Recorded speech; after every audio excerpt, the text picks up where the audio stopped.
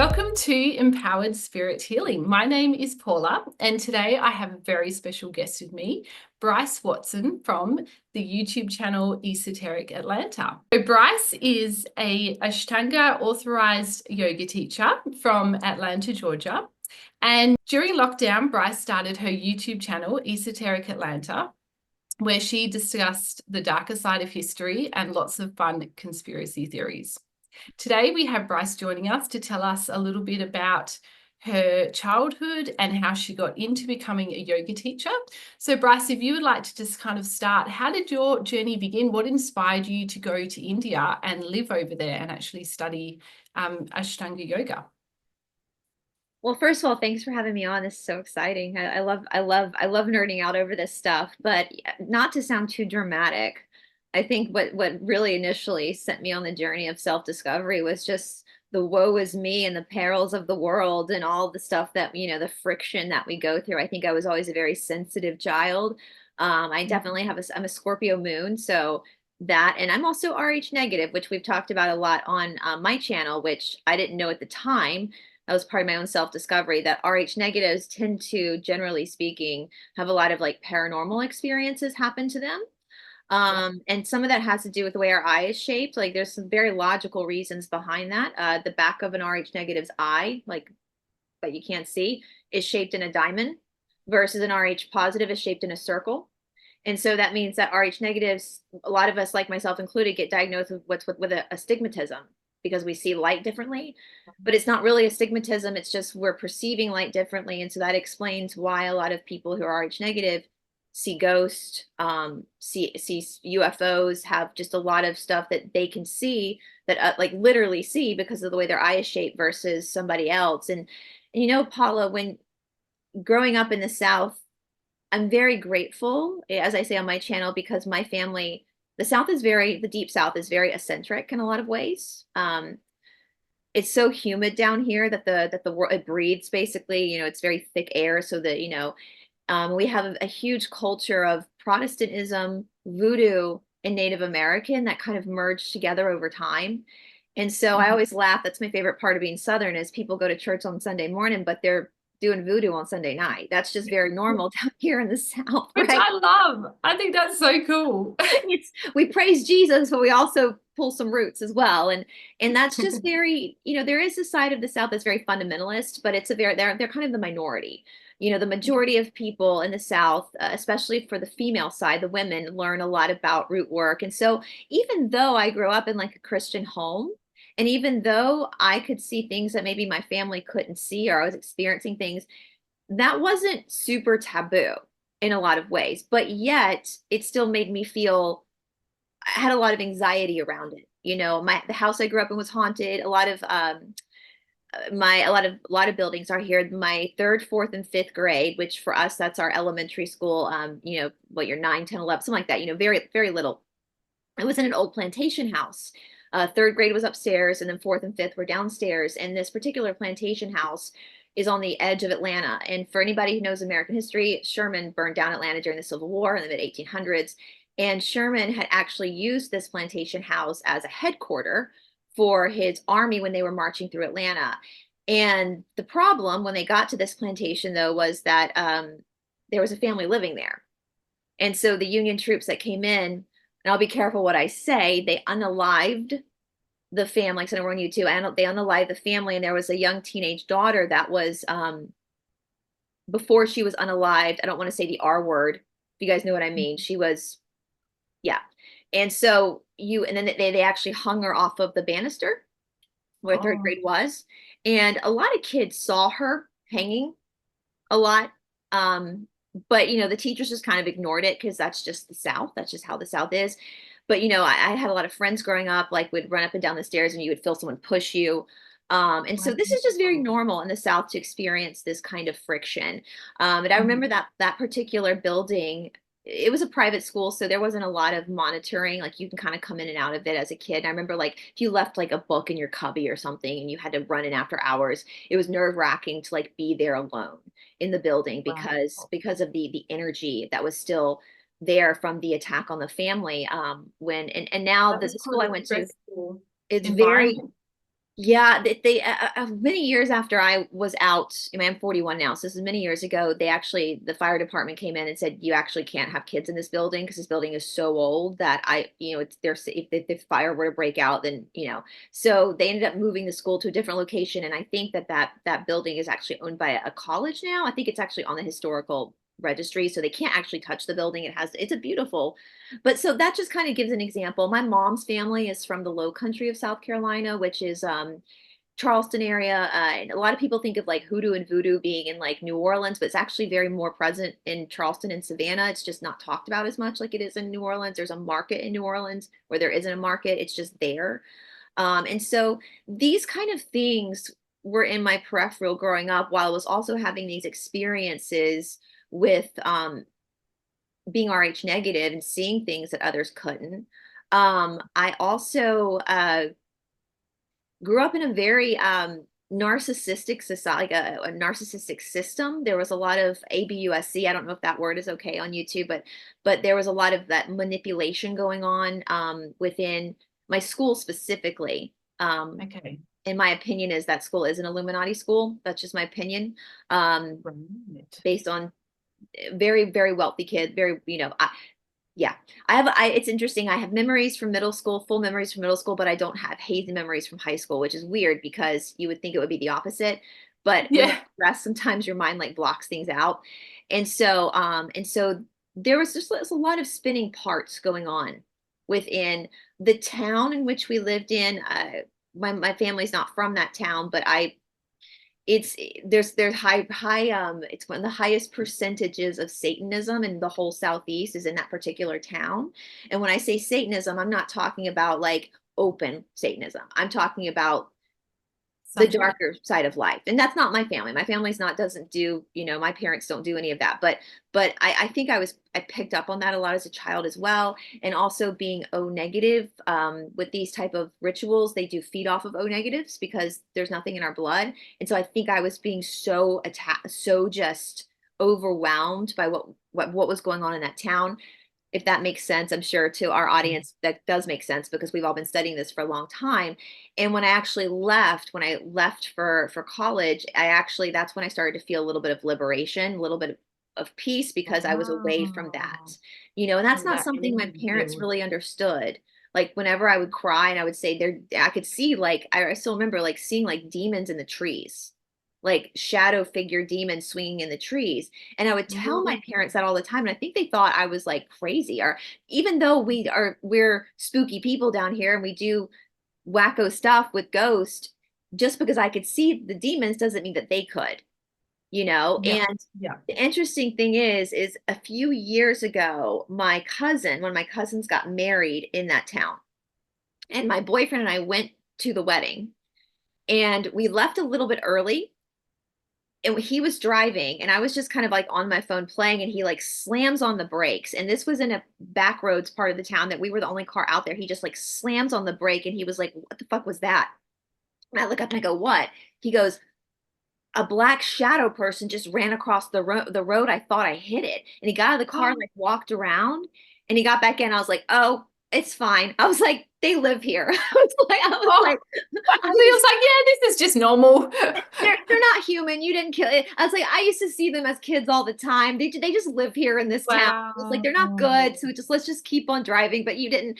But that actually was very validating for me because I didn't even know if I had told him that story at that Yeah. point of what I used to see. Is that he knew I didn't like the town. He doesn't like the town either. He had had experiences in that town before we even met that he didn't really like. He wasn't comfortable there. Okay. But when he said that, I was just kind of like, oh yeah, I'm not crazy. Like you saw it too, but he's RH Yeah. negative as well. So yeah, that's just kind Right. of like my Yeah. childhood, just kind of I grew up in a very wealthy family. My mom's family, the Brices, where I get my name from, they're a huge medical family in South Carolina. Many generations. My dad's family, my dad's mom's family is a very prominent family from South Georgia. That's my only real Georgia link.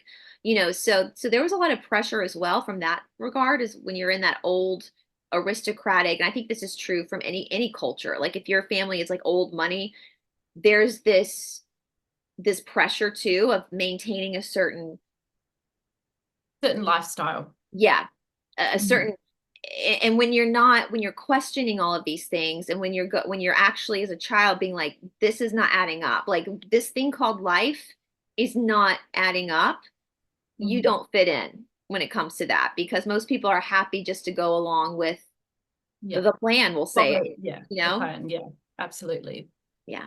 Wow. Yeah. And so I can totally understand why you would like to kind of branch out of your hometown and kind of find somewhere where you feel a bit of relief, really, on an energetic level. So how were you kind of inspired to go to India and to study yoga? Like what kind of got you in that direction?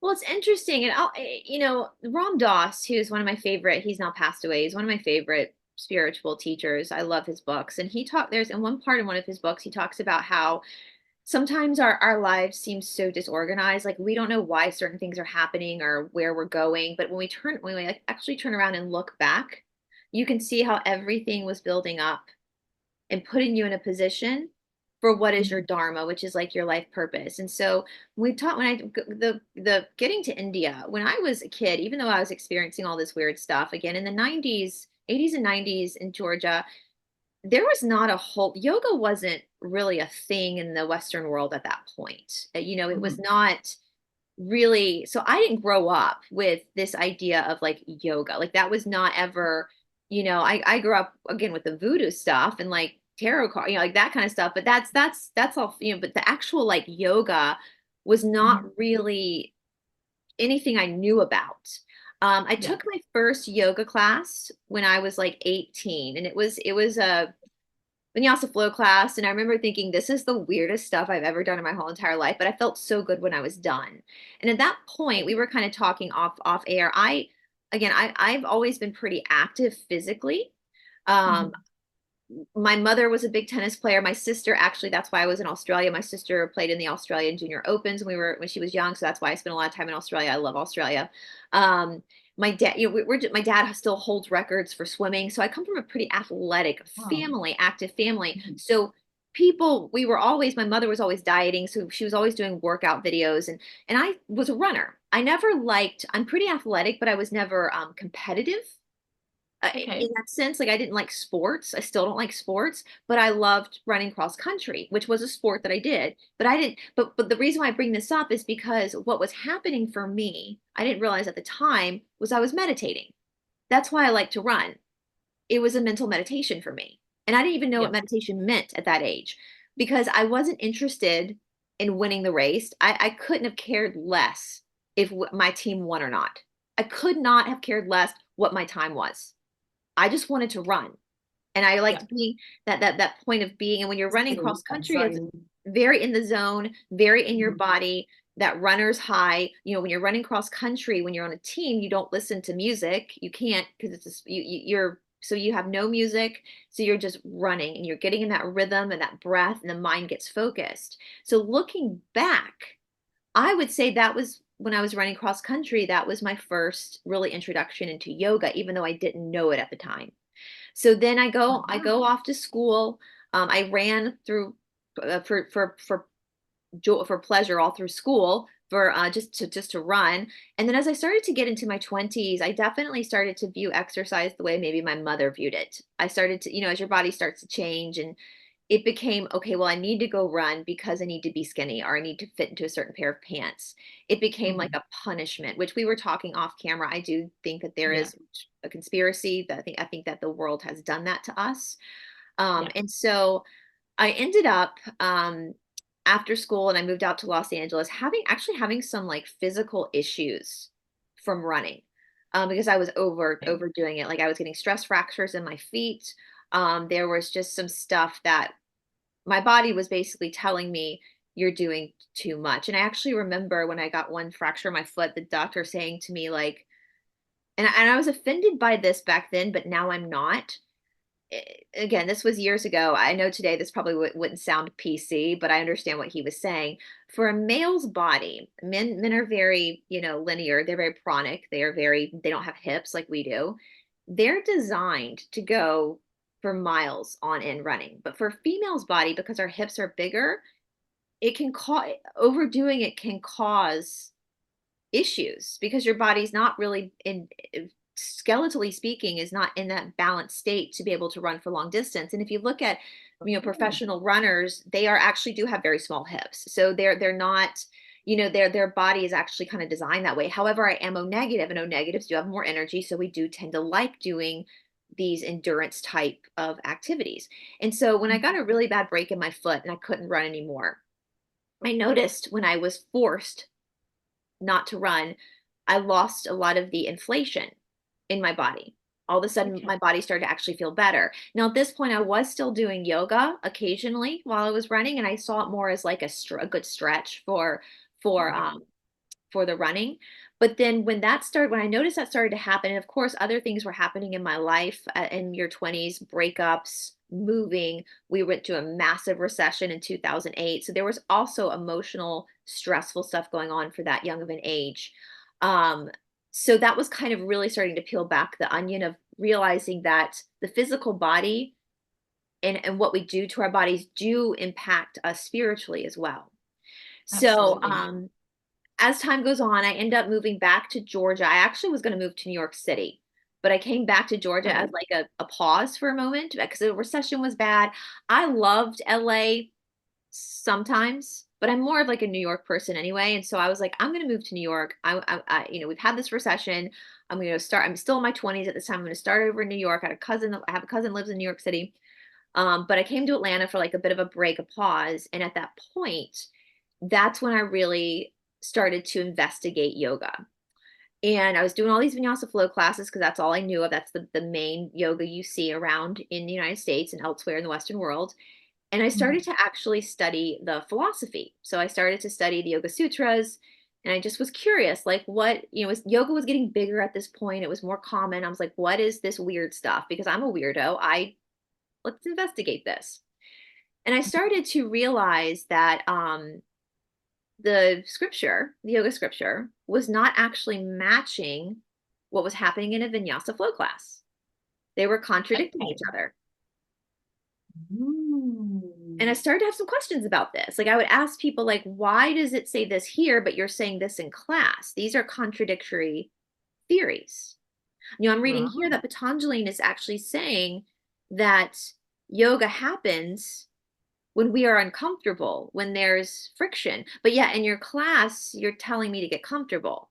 So how is the yoga supposed to happen if I'm doing Mm. what I want in class? This is weird to me. And I got so frustrated at this time that I almost quit practicing. And what's that Wow. verse in the Bible that says, ask and you shall receive, seek and you shall find, knock and the door shall be open unto you? Mhm. I met my first Ashtanga teacher. And this was a guy, Gary Jones. I call him my yoga dad. He's awesome. He's not an authorized teacher, but he was kind of teaching the primary series. And I had this conversation with him, and he was the one person out of all these yoga teachers that could answer my questions, that could acknowledge, Right. you're right. You're absolutely right. The vinyasa flow world is not actually following yoga. It's not yoga. You're right. You're correct. But there is Mhm. this thing called traditional yoga, which I didn't even know at that point that vinyasa flow wasn't traditional. I Yep. didn't know at that point that vinyasa flow is not from India, that that's an American thing or a Western thing. Um, Yeah, because we're just not exposed to that information. no, we're So not. And unless you so kind of look into it and deep dive into it, you don't realize. that there is yoga from India, that's actual yoga. And then there's this corrupt form of yoga, which is called vinyasa flow, which is definitely a corrupt form of yoga. And Mhm. so I did one, he walked me through primary series, the whole of primary series in one class, which you typically don't do. Typically you learn it over 10 years, but the first time, and because I was so athletic, because in primary series, yoga chikitsa is physical therapy. So I was already kind of conditioned to do it. And at Mhm. that point, I started really investigating Ashtanga yoga. I started practicing it daily. I found David Garrigues, who was my big teacher from Philadelphia. He was one of the 47 people. So I'm authorized. There are 500 of us who are authorized. There's 47 people who are certified. The certified people like lived in India for 10 years. Like, they're big deals. And so he became my actual teacher. And I would fly back and forth to Philadelphia and I would go and take his workshops, his courses. I would do intensives with him. So I was studying with David Garrigues, and I started to emotionally really get into my body, which I had Mhm. kind of not really ever done. And I know that sounds weird. Most people, now that I'm a teacher, I recognize that most people aren't in their bodies. Most people are not. They're trying to like disassociate from, it's that kind of Yeah. like, I don't want to be here. This is hard. This life is hard. If I can pull out of my body, then I can like pretend I'm not here, which we call Yes. disassociation. And I started to realize that the more I got into my body, the more I could handle stress better and the better control I had over my paranormal stuff that was happening to me. It kind of started to subside more because I was actually, and I think what was happening is because I was in my body and I was actually confronting stress. Uh-huh. The entities that I could see that maybe caused me stress didn't have as much power anymore, because I was actually owning myself.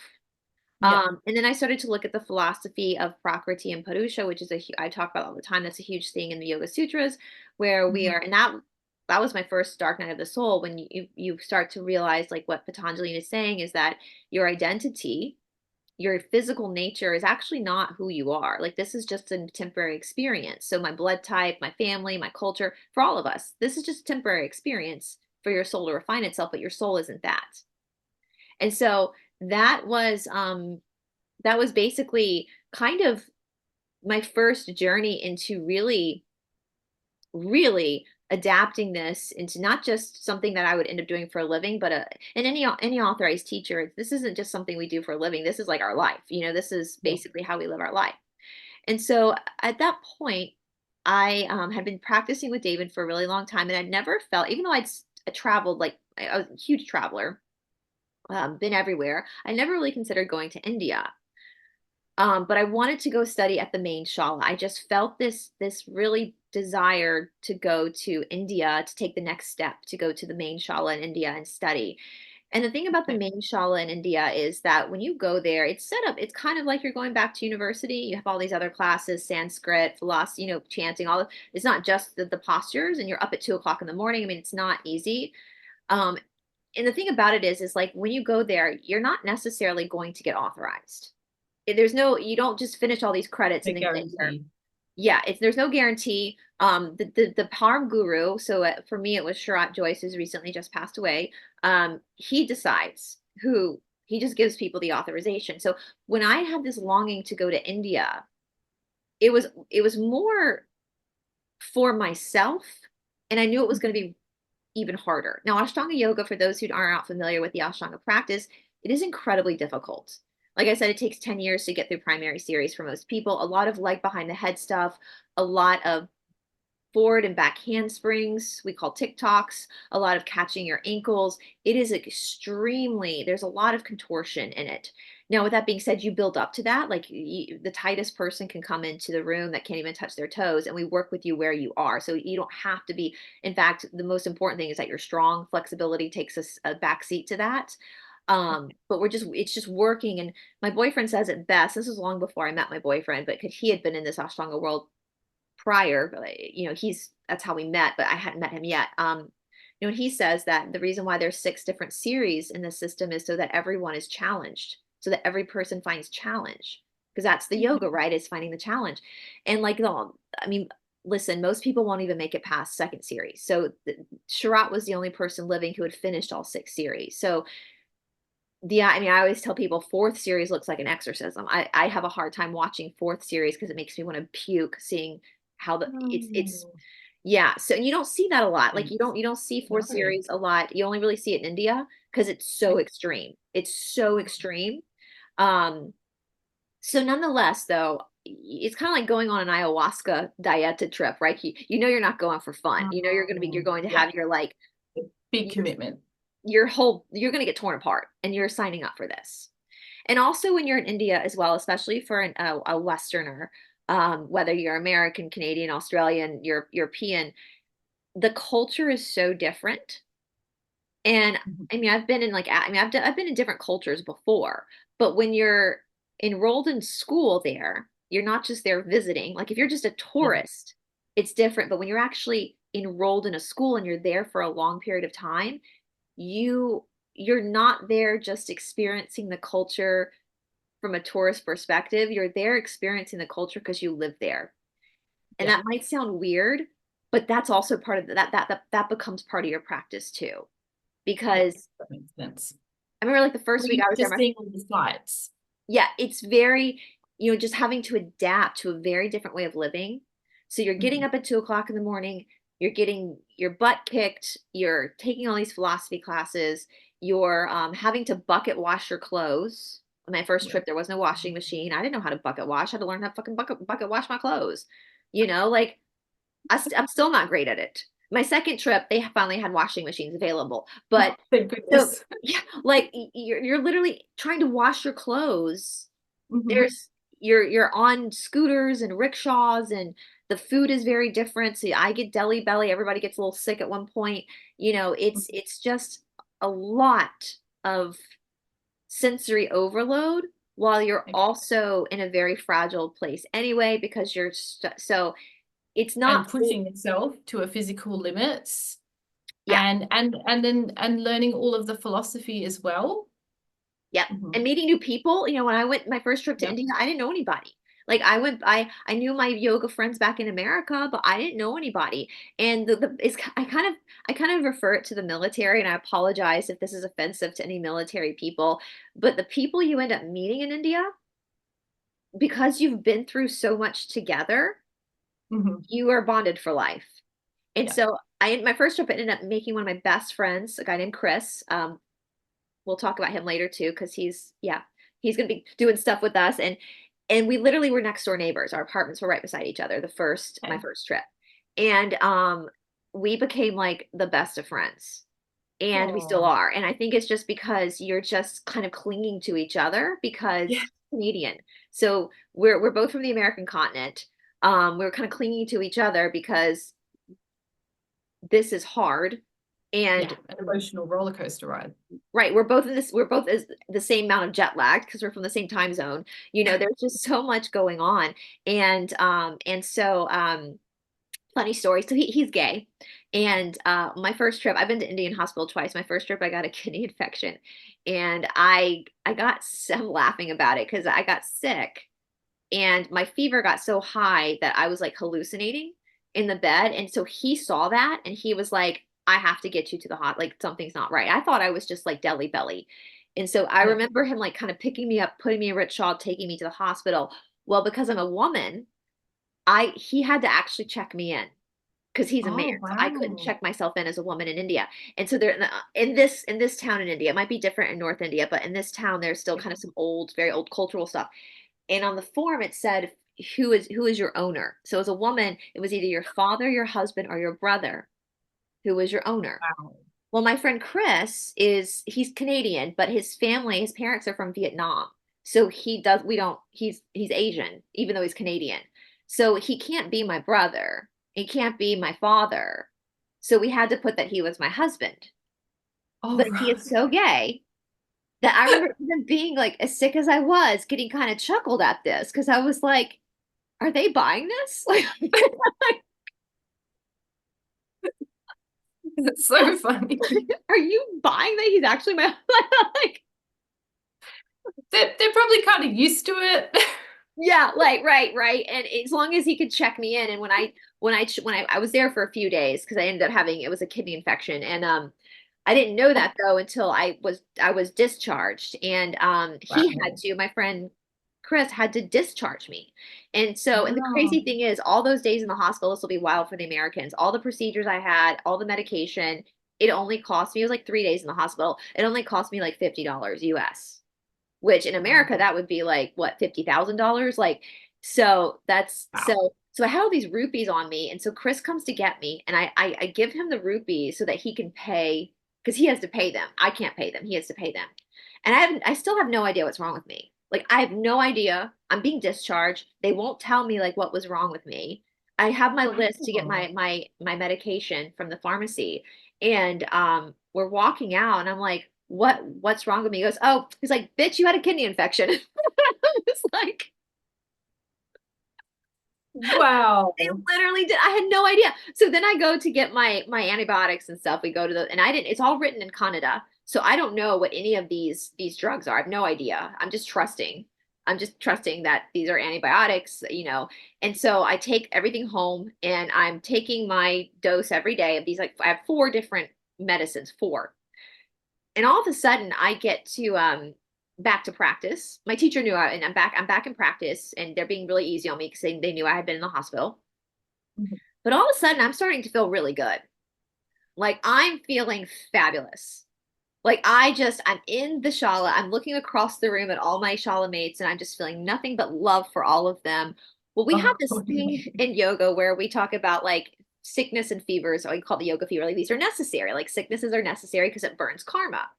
And so I've yeah. got this idea in my head that this kidney infection that I had, so now I know I had a kidney infection. Now I'm taking my antibiotics to kind of close it out.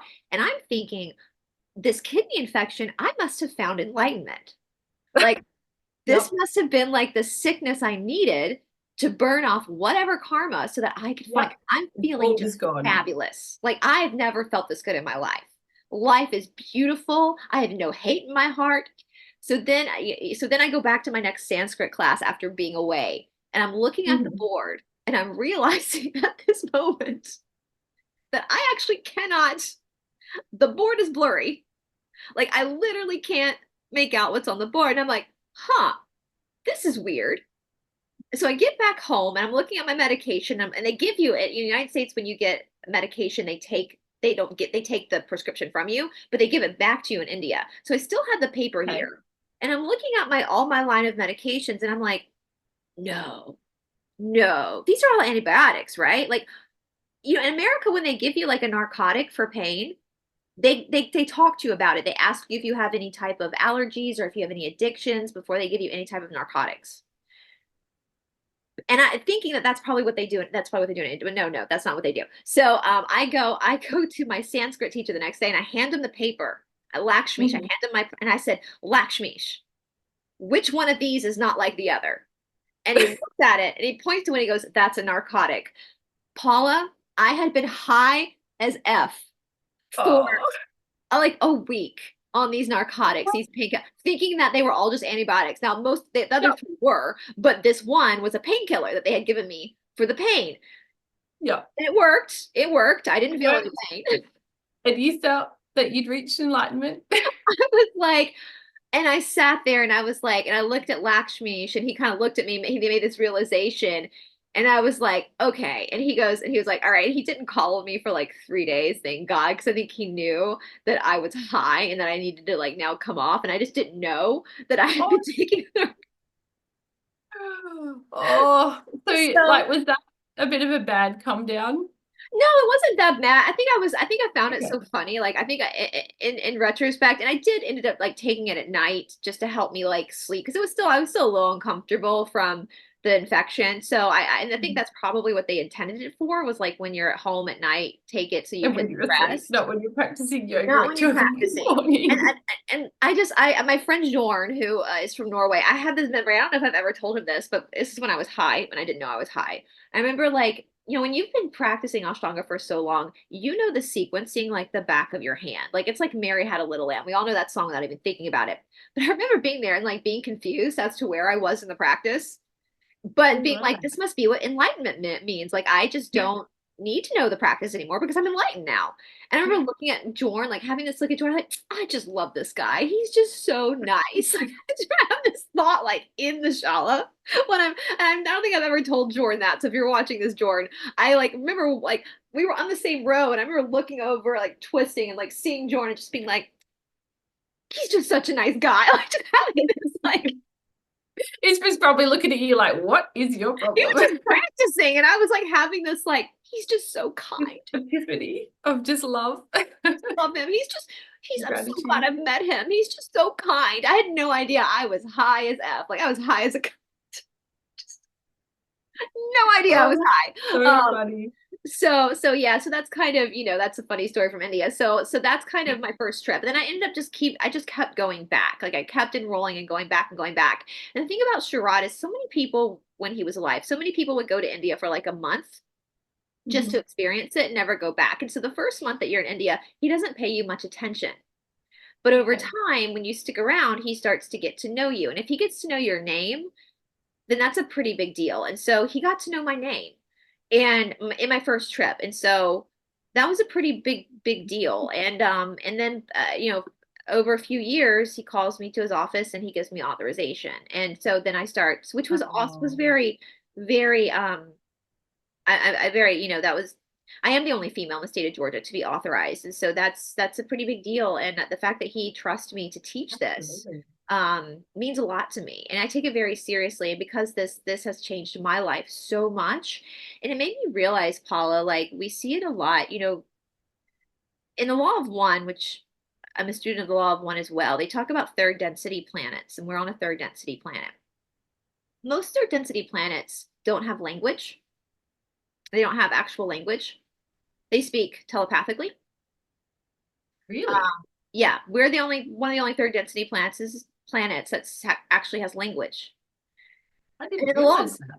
yeah, in the law of one, they say that that's actually dumbed down a lot of our psychic abilities because we rely on language. We still Yeah. have them, Yeah. but we don't rely, they're not fine tuned, right? Yeah. Because we speak. Um, And so when I started to really, again, going deep into my spiritual practice and then becoming a student of the laws one as well, and really understanding Prakriti and Purusha, I started to realize that a lot of these, like, tarot card reading, all that kind of stuff, that this is actually not, this is like communication. This is a form of communication. These are, but the actual spiritual practice is knowing your own spirits. Like the Mhm. Cassiopeians laugh about talking to dead dudes. Like we think if we talk to dead dudes that we're spiritual, channeling Mhm. ghosts. But it's actually Mhm. getting to know your own spirit. It's your own soul that is the actual spiritual practice.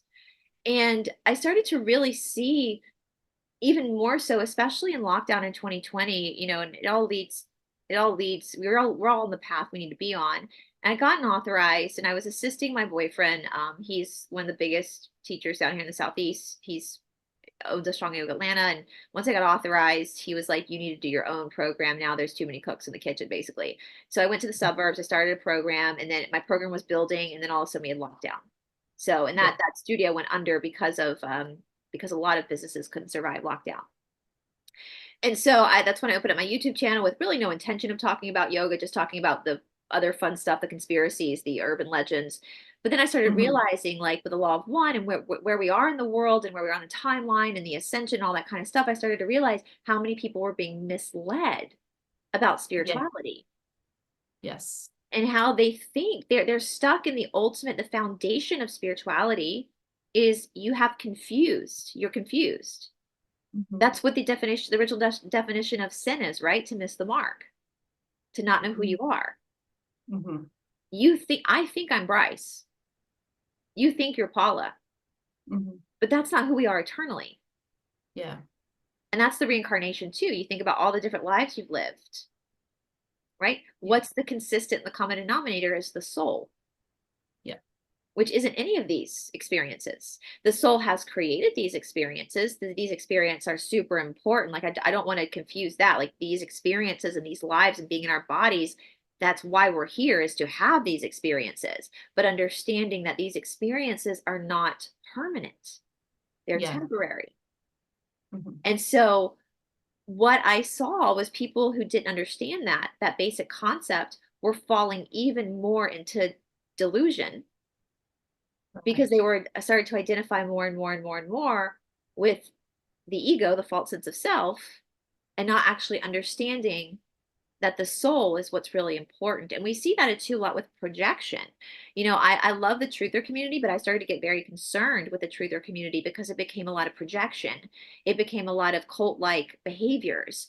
And Yes. I started to worry, like, once we get the bad guys of the world are gone, who's going to be the next group you're going to target?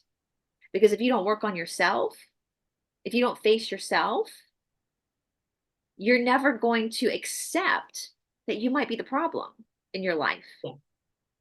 And it's always going to be somebody else's fault. But somebody who's worked on themselves, first of all, they're not going to be likely to go into vigilante violence. They're going to want law and order. They're going to want to discern certain things. Um, once we get rid of the bad guys of the world, if you've worked on yourself, then you're going to be able to see your part in it, right? You're going to be able to say, okay, that's gone, but I have to face my own karma too. I don't need to project this onto somebody else. Yeah. And so I started talking more and more about this and the whole idea of ascension.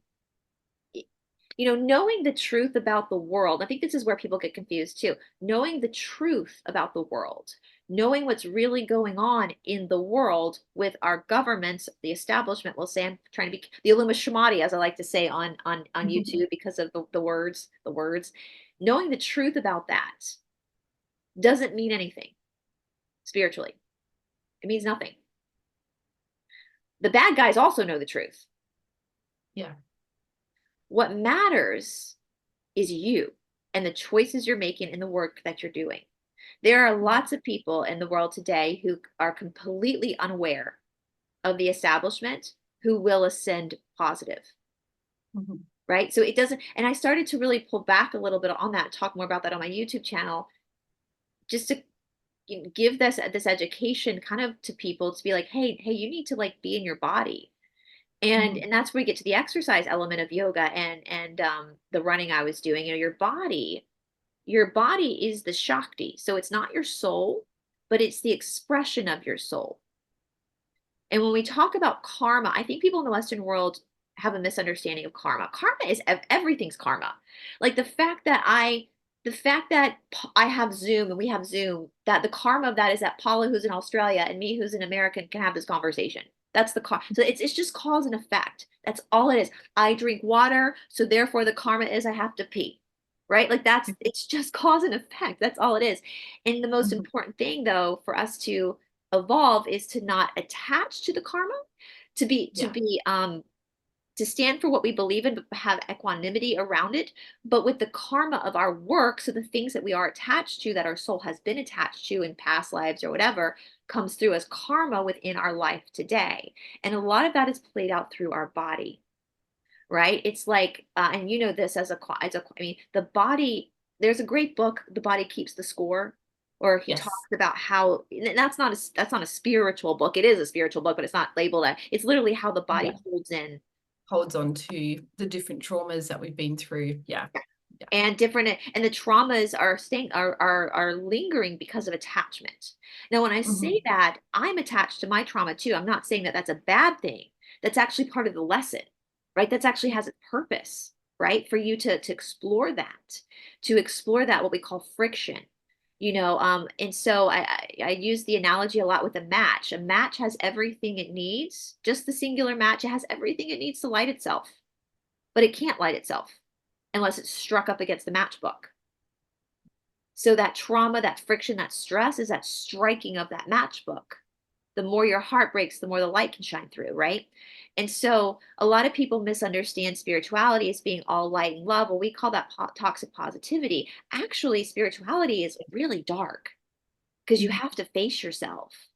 Yeah, you have to face all your shadows and really go in and look at all those parts of yourself that you don't like and that you don't want to face. And That's so the stand fact up. that accepting that there is darkness in you and that you have the potential to do things that you would normally be very ashamed of. It Absolutely. is. It's quite scary. It's quite scary to go there. And so I think it's so much easier for people to just distract themselves and say, oh, that person over there is bad. That person over there is evil. They're doing this, they're doing that. So yeah, because I'm just very curious because so you've been on YouTube for nearly 5 years now. And just with the whole truther movement, yeah, I've really noticed your growth from when you first kind of started to where you are now and how you have evolved. And I love how you have kept all your videos up, except ones that have been taken down by YouTube, not by you. And just your journey and what you've learnt along the way has been very powerful and inspirational, I think, for people to see that. Yeah. Well, I think what happens to Paula is this group of people, the establishment will say, some of the things they do are so freaking awful and horrible Mhm. that I think people have that instant reaction of anger and of disgust and of that, as I said, that vigilantism. But when we step back and we look at the situation as a whole, and we look at how complex human beings are, like just because somebody was born into a particular family doesn't mean that they are following the path of that. We have to look at individuals as a whole. And, Yeah. we were texting last night, well, last night for me, early morning for you, this morning about Wicked. And we were talking about Ariana Grande and Cynthia Erivo and how emotional they've been. And I said to you, that apparently that tends to happen to any women who play these parts on Broadway and the West End, is they do get kind of close and emotional. They have to. But I said to you, I was thinking a lot about it. All the while Wicked was being filmed, starting in 2021, Hollywood was coming down during this time. And they took them like 3 years to film this movie, right? And these women, a lot of people want to be quick to judge. It's Ariana Grande, so of course she's in this. And I'm like, do we really know that for sure? Or is Mm. she a victim of this system? Yeah.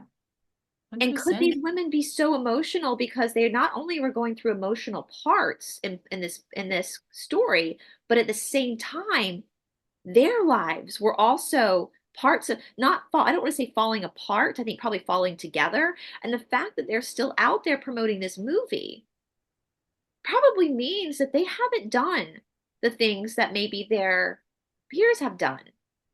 And Yeah, could that emotion absolutely. be tied to a deeper wound? Yep. I don't know. Yeah. And And so, maybe that's just really bonded them together so that yeah, they could just get through it together. I mean, think Yeah. about everything that's being exposed with, we'll just say the Oh, rapper. So I don't know if I can say his yeah. name, but the rapper, the American rapper, and Mhm. with that island in the Caribbean, and then so all these things that these girls potentially might have gone through as younger children in this industry, especially Ariana Grande, with we have that whole Being on set. Nickelodeon expose quite Yeah. on the set.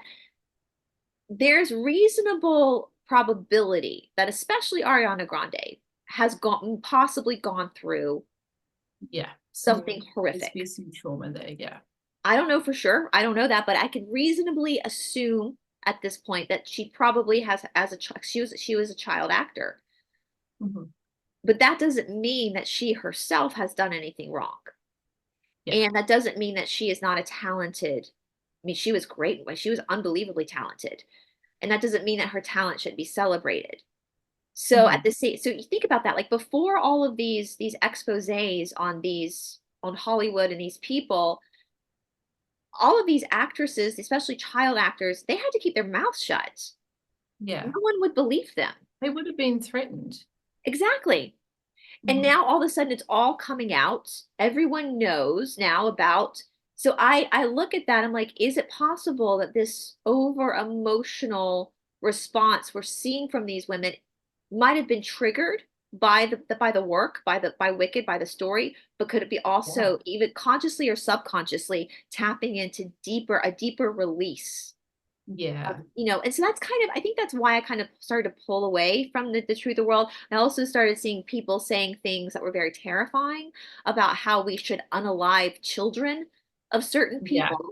And I thought, wait a Yeah. minute, what about Yeah. saving That's the not okay. children? So you're Mhm. telling me like the royal kids who are children, Yeah. you think they should be removed from this, but we're about saving the children. At this Exactly. point, they're victims. Just Just because they're born into that family doesn't, actions speak louder than words. They're little kids that haven't even had a chance to act right. yet. Right, exactly. They don't legally, even if they're being forced to do things by their families, by behind closed doors, legally in most countries, they're not autonomous people. They're No. children. So that started to really freak me out. I Yeah. started to get really freaked out. Again, I'm RH negative. There's a huge hate campaign on TikTok now about RH negatives. So I'm like, you guys are Oh, acting like World War. I know we can't see the N word. The Yahtzees will say this is what the Yahtzees believed. And that's when mhm. I started speaking out even more. Like, this is so like a blood type, that's just the nature of you. That's not who you are. So if you're Yeah. judging someone by their blood type, that's no different than judging someone by the color of their skin. Yeah. Right. And so I started to see and then I started to realize that there are opposing forces.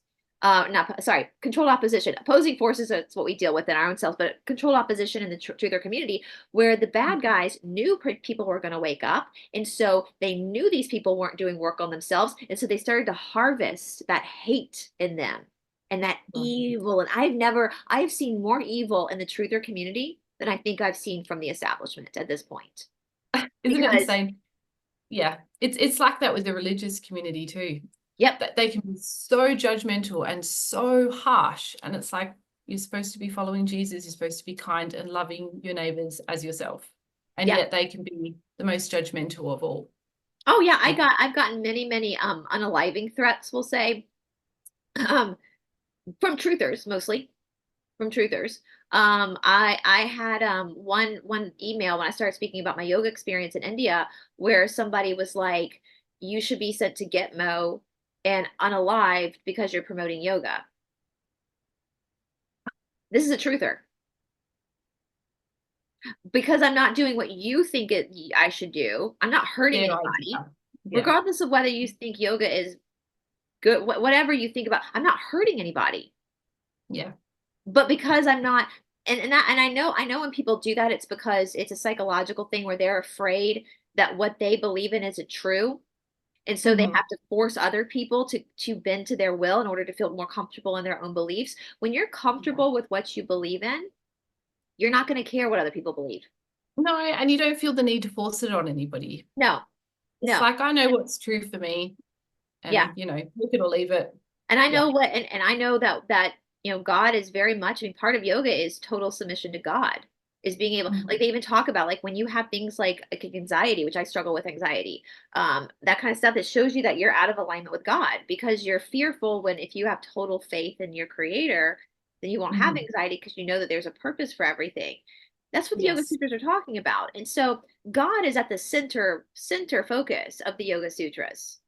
And when we are too attached to our false sense of self, then we can't connect with God because the false sense of self, the illusionary part, which is super important, it has Mhm. its place, is what's kind of blocking us. Is when we rest into our soul, that we can then connect with the peace of God and trust that our lives are going to unfold the way that they need to unfold in God's will. Absolutely. And so that, and then, but even though that caused even more, I became a very controversial truther because I wasn't out there saying, let's get them all, because I was saying, hey, wait a minute, we got to like sit back for a moment and we got to like look at these things, because not everybody in Hollywood is bad. Not every politician is bad. Not everything in our government is bad. Not everything in Yeah, medicine is bad. exactly. I became very controversial because and then I started to notice the cult behavior from the truther community. um, I started realizing people were putting their faith completely in Trump and in Kennedy. And I'm that, listen, I voted for the guy. Like, I totally Yeah. so happy he's where he is. But as a yoga person, I know that he can't save me. No, I have to save myself. absolutely.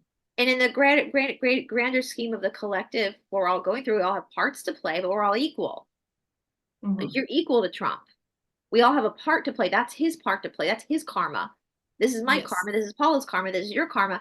And we can respect each other. Like, I would probably cry if I met Trump. I'd probably hug him for everything he's I gone know. through.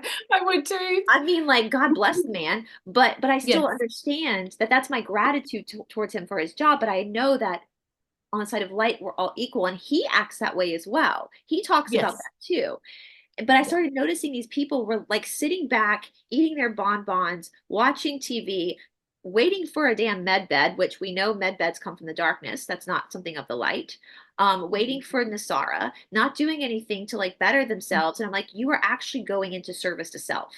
You Yeah. are acting selfishly. It's all about, I would get on these Telegram channels and I would hear people talk about these med beds. And I'm like, how effing dare you? You live, especially for the Americans and Mm. any Western person, you have the ability. You have a roof over your head, you Yeah. have food in your cabinet, you have clean water to drink, and you have the ability to put your sneakers on and go for a walk. The kids that while I was in India, also opened up a foundation for slum kids. When you are in the slums and you see those kids living in trash houses, Yeah. trash houses made of literal trash. Yeah, where they, they're the ones that need the right, med bed. they're the one, They're the ones that need the help. They're the ones that need the Nasara Gazara. exactly. They're the ones, they don't, they, you know, that whole saying, doesn't have a pot to piss in. They literally don't have a pot. They don't have a bathroom. They have to go to the bathroom outside like an animal. Mhm. They've never had any type of health care. But for some reason, I get passionate about this. I'm like, your sorry, entitled, selfish ass thinks that you deserve the med bed first. Mhm. When they're children, when you have the ability to get yourself healthy now, they Yeah. don't. And that really started to upset me a lot when I started to see that, because I thought how, especially with the Americans, because I mean, like Australia, I feel very, I mean, my first trip into the slums humbled me so much. I thought, how dare I? Like, here I am, all upset because I don't have the newest iPhone, or the plane ticket was a little bit more expensive than I wanted it. I sat there my first trip into the slums and I thought, I'm gonna get emotional. I was like, I just cannot believe how much of a Mm. brat I've been, because I've been so blessed to be born in the United States of America. Anybody who's born into a Western country, the poverty you see in America is nothing. The poverty in Nothing. America is the Ritz-Carlton compared to the poverty there. Yeah, And it's so heartbreaking. Yeah. it's so heartbreaking. And I'm thinking, I remember one trip we went out there, we got a bunch of rice, because when you are a Westerner and you're in India, you're wealthy. You have a lot of, even if you're poor in your country, you're wealthy in India. Yeah, compared to And there. Yeah. we went and got bags and bags and bags and bags of rice, to bring to the slums, because rice is like one of their main dishes. And the government's supposed to bring this, but they never do. The government doesn't. India's government's very corrupt, like most governments. So we had a rickshaw driver, Mahesh, that would go with us because he could translate for us. And my boyfriend, we decided we had these bags of rice in the rickshaw. And so my boyfriend sat at the rickshaw, they opened the bags, and Mahesh told all the women, go and get your pots or your buckets and just line up and we'll just put the rice. So this went on for a while. So we got all the rice out. We brought toys. We were there for a while. Well, as we were leaving the slums, this woman, Indian woman, like runs out of her trash house, runs out screaming at us, falls on the ground and grabs, I'm gonna get emotional, grabs my boyfriend's feet. And she's saying something and she's grabbing my boyfriend's feet, grabbing his feet. And she gets up and she's bowing to us and she goes off, and Mahesh said that she said, and what she was saying was that she had been praying because she didn't know how she was going to feed her family this week. And then we showed up Oh, with tons of Bryce, that's rice. beautiful. And I have these stories, and I remember these stories. Are the little kid we brought to, whenever we bring toys to the slums, we have to damage them slightly because the slumlords will take them and resell them. So we have to damage the toys a little bit. But we had colored pencils, and No. this little like 3-year-old had this pink colored pencil, and this little boy was so excited about this colored pencil Oh, because it was his. It was his. And he ran around that slum all day. And as we were leaving, he had gone back in his little house and he walked out and he had his pencil and like waved to us. And I thought, my that God. he's so excited for this little pink colored pencil. Hmm. And here all the kids in the Western world have Oh, buckets of just, toys. yeah, bedroom full of stuff that they don't even play with. I mean, my nephew, after my first trip, my nephew who's now 12, he was really little then, probably like 4 then. I was in the kitchen with my sister and I was telling her about the slums, and I guess Charlie had overheard us talk about they don't have any, there's nothing, because I was going through her kids' old clothes to see what I could bring to India to bring them clothes. And I guess Charlie loved Legos back then. That was his favorite toy. And he had run up to his bedroom, and we didn't think anything of it. But then a few minutes later, he came down with a sandwich baggie full of Legos, and he gave me the Legos, and he said, take this to them." And his little 4-year-old mind, just the fact that he heard me say that there are kids that don't have, and in his little 4-year-old mind, Isn't that beautiful? That's just natural, you yeah, he know? went and got his own There's no Legos. filter at that age. They don't know any different and they just hear that and want to give. Yeah, his own toy It's that just was so his beautiful. toy that he went and built and to give me to take. He didn't even know where India was at that point, Yeah. you know, to take to these kids. And so seeing the unadulterated like selfishness and grossness coming from some of these Telegram groups really put me off of the truth. I was like, you guys have no fucking clue how blessed you are. Yeah. How absolute, and the fact that you're sitting around allowing yourself to get unhealthy, you're just refusing to pay bills because you think like you have the power in this country, in any Western country, to take your power back. You have the power to take your power back. Yes. There are people in this world That just have nothing. that have nothing, like They're literally just trying to nothing. survive each day. But you think Yeah. you have it bad off? Mm. You better think And you're lucky stars every day you were born in the United States of America and you have a blue passport. You better think you are lucky stars. yeah, and I think a huge part of it is just the constant programming, just we just got so much thrown into our faces. I mean, I'm not excusing it at all, but we are just so programmed to consume more and more and more all the time. And it's just, yeah, I feel like it's just gotten out of hand. And yeah, and back to the Trump thing, I think Trump is amazing and I think he can make some amazing changes. But at the end of the day, he's only one person. I mean, he has a team of people behind him, and yeah, they can make some big, amazing changes. But at the end of the day, it really comes down to us as individuals and what we need to do. We need to do the work on ourselves in order to save ourselves. Absolutely. Absolutely. Yeah, we And can't that's be what I looking out there. and that's when I kind of realized like my place on YouTube probably had it there was a different purpose. Because Mhm. I have been blessed to go to India and study all this, and now I do have a big platform, so I can, with great power comes great responsibility. Isn't that a Spider-Man quote? And so I created these like global shadow work challenges. We started talking about this, telling people to exercise the body. You got to get in your body. The body is the value. The body is the pathway. It's the conduit, the soul. We were talking off camera now. Hopefully this will help people understand this because you've been taught in the spiritual world by the corrupt spirituality that the body doesn't matter because you're a spiritual being. Well, Cindy, my friend Cindy, who we're actually going to speak to soon, she says it best: spirit is what you are, human is what you're doing now. Drop into your body. Your lower three chakras are your humanity. You got to be in your body while you're here. And we choose to be here right now, so we need to embrace that right now Yeah, and we need make to the best embrace of these it. bodies are cool. These bodies are awesome. And I was telling you, Paula, we look at like the heart and heart health off camera. Mhm. Conductors, trained conductors are some of the most heart healthy people out there because they use their arms so much. They use their arms. So physically they have a strong heart. When we look at Anahata, the heart chakra, the energetic, the arms are energetic tubes out from Anahata. We have chakras in our hands that come from the heart. So when we tone the arms and we work on opening the chest through exercise, we're actually Yeah. opening up Anahata. The Oh. physical mirrors the spiritual, and the spiritual mirrors the physical. When we have Mhm. people who have low self-esteem or really struggle with like setting boundaries, I guarantee you, I don't even have to look at your body to tell you you probably have a weak core.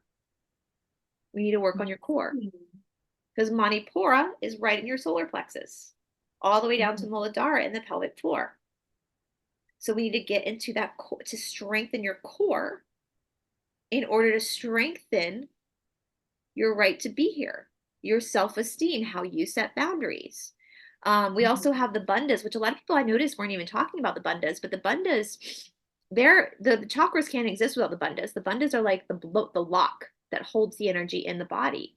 And so we Mhm. strengthen the pelvic floor, Mula Bandha, in order to be able to strengthen the chakras and strengthen that. And so energy, and the thing about it is, and I say this all the time, I think people very much misunderstand me.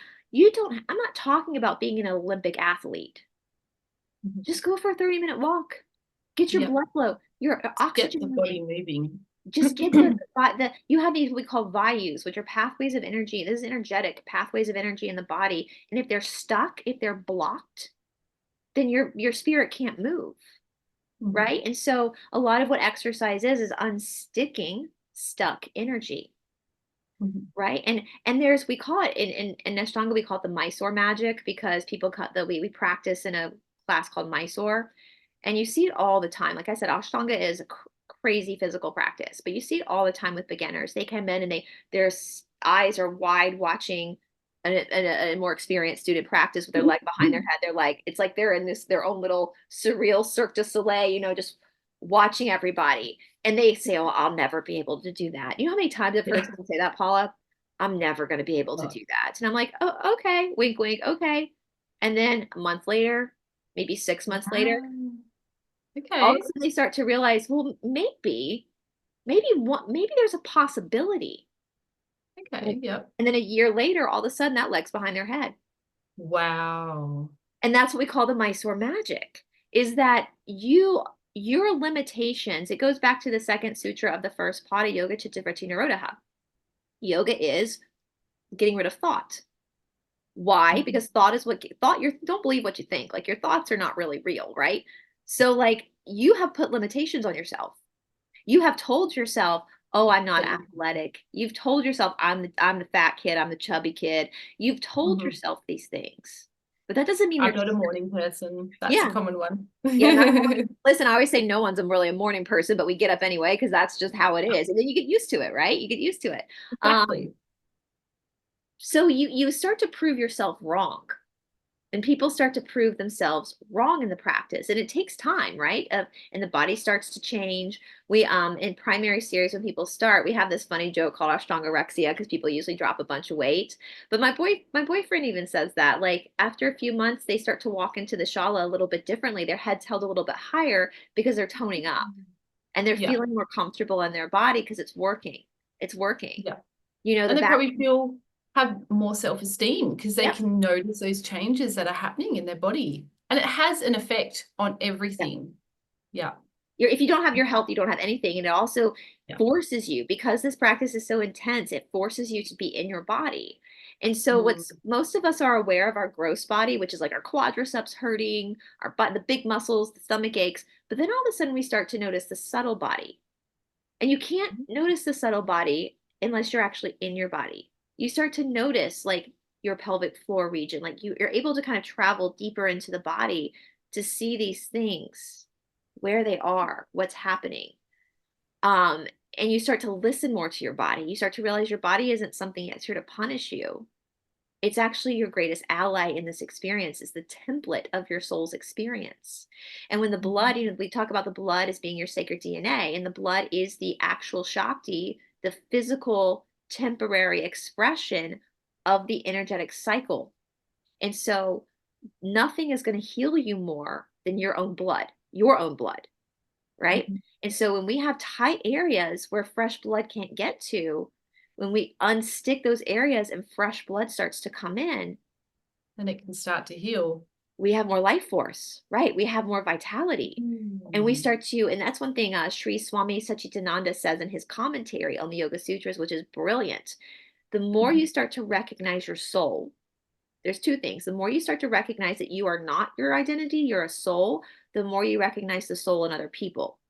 So you become Mhm. more kinder, more loving, more understanding person. You also, the more you realize that this life, this body isn't really you, it's an experience for now, you start to become more invested in it. It's like Mhm. that roller coaster ride. Like when you go to the amusement park and you get on the Superman ride and you strap in and you're flying, in that minute, you're invested in that experience, right? You got on Yeah. that Superman ride to feel that experience and to have that adrenaline rush and to have fun and to feel the wind in your hair. You're not, And when you're on possibly vomit. right, and some people vomit. But if you're not, you're not thinking about what you're going to eat for lunch or like how much you hate your parents when you're in that moment, right? You're really No, invested in you're that. there. Now you're there. And so the more Mhm. you recognize that this is a temporary experience, the more you're here, Yeah. the more you're in it. And the more you can, I've often laughed about like when I leave this earth, we leave one day, like, should we leave a Google review or Yahoo review? Like, kind of weird people, but the fries are really good, like beautiful scenery. You should try, like you can really take a bite out of that cheesecake and really, and this is just a metaphor of life, just really taste that because it's here. When you're in spirit form, you don't need food, right? And for Mm. density positive, we don't eat through our mouths. We take in nutrients through our skin, according to the law of one. So if you're a foodie, Okay. enjoy it while you're here because Yeah, when right. the nutrients comes to us differently in the next density. So if you enjoy food, Wow. enjoy it. Enjoy that, Yep. while you're here. And Don't that's the feel same thing. guilty about it. Yeah, exactly. That's the same thing with exercise. Like exercise, yeah, we were saying off camera. I think they knew. I think the controllers of the world knew that people want to move. We're going to move anyway. And so they started this whole, like, when they started to indoctrinate us, I think they started this whole thing like exercise is to punish you, it's to be skinny. And Mhm. so we had an abusive look at our own selves with exercise, when actually it's the Yeah. opposite. It's supposed to liberate you, and it's supposed to Yeah. help you spiritually be in your here now moment. And I was telling you, Paula, as I started doing these shadow work challenges, even though my primarily discipline is primarily is Ashtanga, when I started to study this philosophy, I realized you can find this in running, you can find this in dance, you can find this in kickboxing, in Yep. walking. There's all these, and I created this workshop called the Alchemy of Movement, where we go through like every single, the cortisol levels, the anaerobic, the aerobic, what all these different like food, like a salad is going to have a different nutritional reaction in your body to like a baked potato. Mhm. They're both food, they both give you nutrients, but they're different. So Yeah. that's the same thing with exercise. We start to learn like cardio gives you this type of reaction, anaerobic gives you that type of reaction, and so you start to learn how these different forms of movement feed into your Mhm. psyche, into your spiritual experience, so that you become the chef and you start to create the meditation, the work, the spiritual. I mean, the root word of exorcism is exercise. It's your own shadow Mm. work. So Yeah. it's so fascinating. It's so fun. I love And alchemy stuff is one of my favorites. stuff definitely comes up when you're exercising. Oh yeah, your Emotional, mind's like, no, no, no, no. physical. You get sick sometimes. Yep. Yep. It's Yep. everything's purging. Everything is, Yep. the mind is being Detoxing. challenged too. Like that's, you listen, you're never gonna meet a better negotiator than your mind when you're on a long run. Yeah. Yeah. And that's interesting, right? Because your body's actually fine. Like, you're breathing, you have the Yeah. oxygen. It's the mind, and Your that comes mind's back to just fighting. the false sense of self. Because when the body dies, the ego dies with it. So the Yeah. mind is part of that ego. It has a point. It has its point. It's a friction. It's like the resistance training. It has its point to play. You just have to play Mhm. it where it's supposed to be played. And Yeah. when those thought, and even 19 years later for me, I still have times where I mean, actually, if I'm being honest, probably every single day I exercise, my mind's like, ugh, I don't want to do this. But I know now, Wow. 19 years later, that I just go, cool. I recognize Okay. this, but we're just going to do it anyway. Like I We'll like do to what Tamara says. Cancel, cancel. cancel, cancel. I always say, I tell people like, what would happen if you just stayed? Like when your mind starts to say, I don't want to do this, this is too hard. What would happen if you stayed in that work for just another minute? Yep. And I've done that even with some of your exercise videos. And I've just had moments of like, okay, I just want to turn it off now. I've got other things to do. And I'm like, no, just gonna hang in there. And you kind of get past that difficult Yeah. moment. And then you're like, oh, this isn't so bad, and you actually quite enjoy it. And that's But yeah, that when you you get past that just gotta get difficult moment, through. that's when the meditation happens, because the mind is now taking a back seat. Because the Mhm. body is now creating. When you first start we call the first 7 to 10 minutes, I call it in my classes the initiation of practice. It's the warm up. Warm up is what we call Yeah. it in the gym, but I like using it. You're initiating your body into the practice. So Mhm. those first 7 to 10 minutes is where you're going to find the most backlash from the mind. Mhm. But once you get past that, what's also happening is in those first 7 to 10 minutes, your body is actually creating the energy. So if it's cardio, it's using the oxygen to create the energy. If it's anaerobic, it's using the glucose to, so it's in that process of creating that energy. So you're having to really, that's why it feels kind of gross in the first seven, because you're creating that. But once you get past that and it starts to feel good, your body is now using that energy it created. Mhm. And so it's getting past those points. And yeah, the mind starts to take it when you tell the mind to hush up for a second and you're just going to stay and we'll get to that laundry later or we'll deal with that later. The mind starts to take a back seat. That what goes back to when I was running cross country. That's what was happening. That's what I didn't know it at Mm. 16, 17 Wow. years Yeah. old, but my mind was taking a back seat and I was in that's that active meditation, that flow Yeah. of life force. And so yeah, and so I've done two now global shadow work challenges, which was so Yeah. fun. People all over Mhm. the world, and I did all these different exercises because, again, you don't have to just do yoga. Like you can. you know, there are some days, you guys, when I wake up and I'm super shadow banned or something's happened, I go kickbox because I know I have anger in me. Like there's anger. Yeah, And so I want to get that anger out of me so that anger I out. can handle the situation rationally from a grounded Yes, perspective and not in a let my healthy emotions way. run away with me. The emotions are there. The emotions are always going to be there. We don't want you to be a psychopath, right? You're not a psychopath. You have emotions, right? But Yes. you have And to, anger is good. It's healthy. It gives us energy and it yeah. drives us. And But it's how we behave and react. yes, That's what we need to work you on. have to be responsible for your reactions. And so that Yeah. anger, I get that anger out kickboxing, and then I still have that anger, but it's a calmer, more organized way of moving forward with what. So I am in control of my reaction. We're Yeah. all in control of our own reactions, and Hmm. that anger, joy, all that stuff creates stress. Stress can come from good stuff too. Stress is energy. We're the alchemists. We have to figure out how to alchemize that stress in order to use it for good. Yeah. Absolutely. Yeah.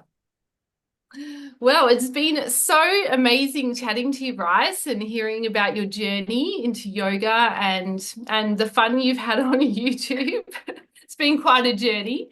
Yeah, I guess in the next week or so, we're going to be moving on to something new and exciting. You've got a new journey that you're going to be starting.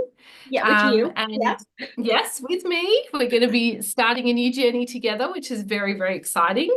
And yeah, basically, we are going to be, well, we've set up a platform to help people who want to join us. We can help coach you along the way and help teach you how to heal yourself. And with all of the exercise that Brice, yeah, has been talking about, which is very, very exciting. We got, oh yeah, and Sorry, your I just got meditations, my we've throat got again. workshops Oh, on there. yes. I've done some courses on there. We're gonna, yeah, this, I'm so excited. It's like my friend Cindy calls her Shala a mystery school. I feel like what we're opening is actually a global mystery school Yeah, for people who really want to do the work. And it's that whole saying, you can bring a horse to water, but you can't make him drink. And this yeah. platform is for people who actually want to take a drink, take a swig. Yeah, who are willing to do the work Yeah. and want to learn and want a supportive community as well. Because at least, you know, with this kind of a platform, we're connecting with people all over the world. And sometimes we don't always have the support network we want in our local community. So by having a platform that's online, then we can connect with people everywhere. And it's just so exciting. And we're just going to be offering all the tools and the resources. And yeah, basically, we are hoping to launch on the 20th of December for our new platform, which is very exciting. And we're going to have some special guests that are coming on for exclusive interviews as well. We're So, gonna be talking yeah. about maybe some scandalous stuff on those Oh, interviews yeah, we can't post on on YouTube. YouTube. And so I've been laughing hysterically because I've been filming so many different exercise videos, and Paula has been testing them. Our friend Yeah. Alicia has been beta testing them too, and it's just been so fun. And I can't. We're gonna do some live It has. classes as well. Once like Yeah. once a month, some live classes with everybody. And so you know, and as I always say, Paula, I tell people, do not compare your chapter 1 to somebody else's chapter 10. We Yeah. all start where we start. And so, and it's not, again, the exercise videos there. I actually haven't done any of yoga videos, you guys. It's all, we're going to do an Ashtanga beginner course is going to be separate, but it's all been like, I've had so much fun creating like walking Fun videos, aerobic. Yeah. dance video, like all sorts of different stuff, fusion class videos with a lot of the bar stuff that just for you guys, that you have that library. So, and I think too, Paula, I think a lot of people, at least I've kind of learned this. This was never my issue. I think a lot of people though get nervous about joining a shala or joining a gym because they're not too super comfortable in their body and they're not comfortable with it. Yeah. They think that people are watching them. I'm going to guarantee you nobody's watching you but the instructor or the teacher because they have to keep you safe. Mhm. But I think with this, it gives people a chance to do this stuff at home. Yeah, in the comfort of their own home. Yeah. And also just trying to fit around lifestyle as well, you know, trying to fit things in if you've got young children, if you work different hours, it's just you can fit it in whenever it works for you, which is awesome. Yeah. Yeah. Absolutely. I've been creating these walking videos. I just did a 5K one, you guys, which is 60 minutes. I had so much fun doing it. But it occurred to me too, like even with today's climate in the world, especially for women, getting outside is great, getting fresh air is great. But a lot of women don't feel safe. No. being outside on their own. And I can understand that. Absolutely can understand that. And so this gives them a chance to not have to worry about that, about their safety, or if you're in a really cold place, or for Paula now really hot, you Yeah, know, it's about 40 degrees today, so I'm not going outside. you can stay inside in the air conditioning, because why not? We have that in the Western world. Very So, hot. you can do it at home, and you can do it with your kids. Some of the stuff can be done, especially the shorter Yes. ones can be done with your kids too. With children, I always say, people ask me about kids all the time, depending on the age of the kids, like if they're under 10, let them come and go. Like their attention span is only going to be able to stick with it for about 5 minutes, and they're going to come and they're going to go, and let them, Yeah, my my little teacher used Scarlett joined in this morning, and then she's like, Mom, I'm going to go do my cosmic yoga now. And I'm like, just let okay. them, it's like playtime for them, right? So Yeah, it's only when kids get to like 14, 15, 16 that they can start to actually take it seriously. But that's yeah, kind of the fun of it. Like mom can do it, or dad can do it, and the kid can kind of come in and do it and then leave and come in again. And it's just it's kind of flexible. yeah, it's that's what it's about, because kids bodies are still in a different karmic state than our bodies are in. So, and their minds are in a different karmic state too. So is and that's how healthy is that for kids, Paula, to see their parents actually Yeah, exercising for the right reasons, not to punish yes. themselves, but to start to have that conversation with your kids about how awesome your body is, and your body is a spiritual tool, and this is about you being healthy and getting vital. It's nothing about, even though weight loss will happen if it needs to happen, that's not why we're doing this, right? It's something deeper and bigger. So that's so great for kids to have that from a very young age, to have a healthy relationship with their bodies and with exercise, because they're seeing their parents develop healthy relationships with their bodies and with exercise. So I'm so excited. Should we Yes, go tell I'm them so what it's excited called? too. Should Yes, it's called the Esoteric Academy, and we're going to offer a very special discount code for our new members. So we'll include all of that information in the box below. absolutely, Very absolutely. exciting. Can't wait.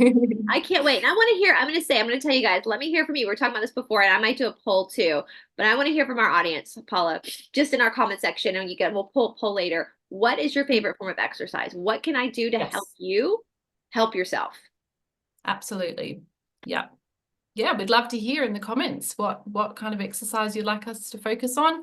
And also if you have any meditation ideas, because I will be offering some exclusive meditations that will not be available on my YouTube channel. They'll be only on the Esoteric Academy. So if you have any particular meditations that you would like me to create, just please let me know in the comments. I'm so excited. Awesome. Well, thank you so much for joining me today, Bryce. I can't It's been wait. I can't wait. wonderful. We'll probably do follow-ups as well, you guys. I'm so excited. Yeah, I'm so excited. Absolutely. Awesome. Thanks, Bryce. Bye, See ya. everybody.